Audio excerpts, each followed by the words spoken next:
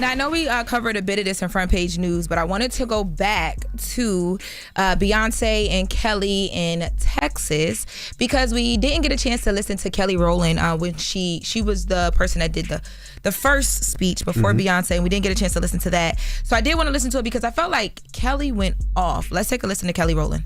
We are grabbing back the pen from those who are trying to write an American story that would deny the right for women to make our own decisions about our bodies.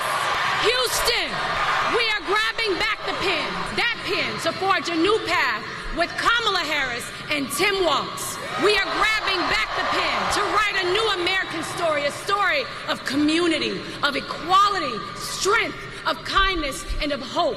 And today, that means grabbing that pen and casting my vote, as I already did 2 days ago, for Kamala Harris and Tim Walz. Now, Houston, you've already had a hand in creating destiny.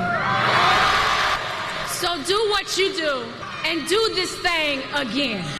So Kelly and Beyonce both, like, their messages were, it's like they use the whole like music analogy to like get their points across. The pen, and you already had a chance at making destiny, do it again. But I thought she went into reproductive rights and just, you know, all this different these different things that are so important right now. But the energy was just there. She set the tone for the energy. So I wanted to make sure we took a listen. Drop on the Kelly bombs for the Godiva chocolate guys. Kelly Rowland. Yeah, salute to Kelly. Now, following Beyonce and Kelly speaking in Houston, Amber Rose got on Twitter and she said it was a joke, but it wasn't taken as a joke at first. She tweeted, "She want to be like me so bad," literally stole my whole speech, talking about Beyonce. And boy, did she learn a lesson about getting on Beyonce's internet and acting crazy like that. It picked up everywhere. Of course, people went crazy like, girl, what are you talking about? Stole your speech. Why would you ever compare yourself to Beyonce? Why would Beyonce ever be checking for you? Blah, blah, blah. So she had to clear it up. She was out in LA and they ran into her and she cleared it up by basically just saying, I was trolling. I didn't think it would get picked up that wide. Now, mind y'all, Amber Rose knows she has centered herself in this whole political conversation. Sis knew what she was doing with that tweet. She knew exactly what she was doing with that tweet. And it got the response that I guess she was saying she didn't want, but it happened and she had to clear it up. So please steer clear. Do not play with Beyonce on her internet and let Kelly Rowland go off always. Period. Now, in other political news, we talked about Trump at MSG earlier. But we didn't, Madison Square Garden, but we didn't get into Dr. Phil.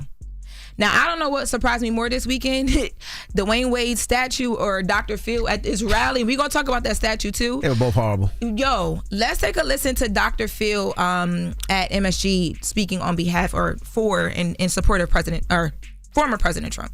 By the way, we didn't choose the name for that by random. Merit Street Media. This country was built on hard work, added value, and talent, not on equal outcome, not on DEI. This country was built on hard work. I want to understand why people who are so against DEI and like the affirmative action and stuff like that, like why do they think just because people diversify things that the diversity isn't talented or warranted? Smart or it doesn't have merit? Because I don't know if Dr. Phil remember, but the black woman that put him on, she worked hard. She was smart. She was talented. I'm talking about Oprah. Absolutely. So I'm just very confused why they like don't put the two synonymously together. Like just because I'm adding to a diversity number, I'm not smart and talented. Or maybe they don't want to have to compete with people that they know probably will be better than them. Listen, you know, if mediocrity has no problem with other forms of mediocrity.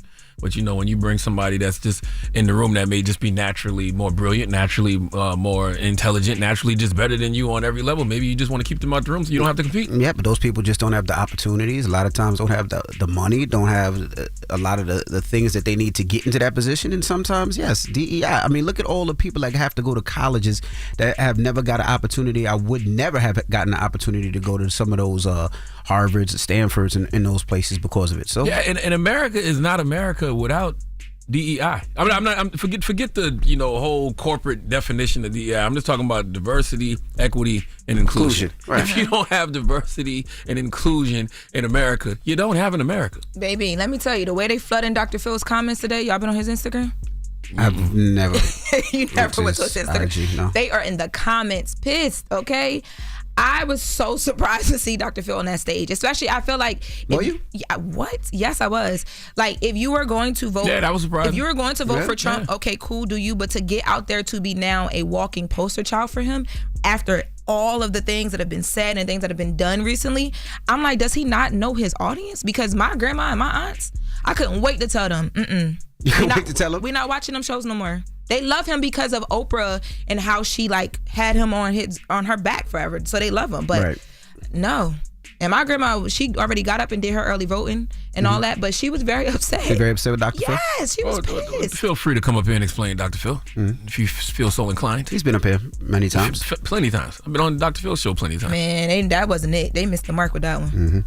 All right. Well, that was Jess with the Mess with Lola Rosa. Charlamagne. Yes, indeed. Who are you giving that donkey to? Man, 4 after the hour. Let's continue to talk about the rally that happened at the Garden yesterday. I'd like Tony Hinchcliffe to come to the front of the congregation. Stephen Miller can come to the front of the congregation. Donald Trump's whole campaign can come to the front of the congregation. You know, let's have a word with all of them. Okay. Yeah. All right. Well, let's get to that next. It's The Breakfast Club. Good morning. Wake that ass up early in the morning. The Breakfast Club.